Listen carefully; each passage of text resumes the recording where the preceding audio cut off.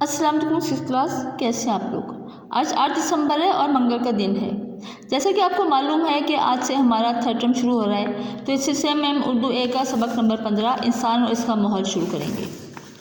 انسان صدیوں سے زمین پر زندگی گزار رہا ہے۔ وہ اپنے ارد گرد کے ماحول سے متاثر بھی ہوتا ہے اور اس سے متاثر بھی کرتا ہے۔ زمین کے ساتھ انسان کا رشتہ اسی دوستانہ فضا کا عکاس ہے جو انسانی زندگی کو نت نئے رنگوں میں ڈھالنے اور اس کے حسن و خوبصورتی میں اضافے کا باعث بنتی ہے۔ زمین کے ساتھ انسان کی وابستگی بڑی پرانی ہے۔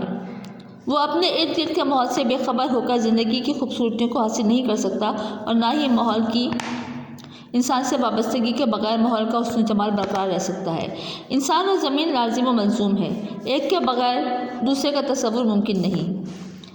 جدید دور سائنسی ایجادات کا دور ہے۔ جس قدر ایجادات پچھلی ایک صدی کے زمانے میں ہوئی ہیں، اتنی ایجادات پچھلے تمام صدیوں میں مل کر بھی نہیں ہوئی۔ سائنسی ایجادات نے جہاں انسانی زندگی پر مثبت اثرات مرتب کیے ہیں، وہیں اس کے منفی اثرات سے انکار بھی ممکن نہیں۔ سائنسی ترقی کی بدولت صنعت و نفت کے میدان میں بے پناہ انقلاب پیدا ہوا ہے۔ اس انقلاب اور ترقی کی بدولت ہماری زندگی بہت سی بنیادی سہولتوں سے آشنا ہوئی۔ مثال کے طور پر ہفتوں اور مہینوں میں کیا جانے والا سفر دنوں اور گھنٹوں میں ہونے لگا۔ کام کے معیار اور مقدار میں اضافہ ہوا۔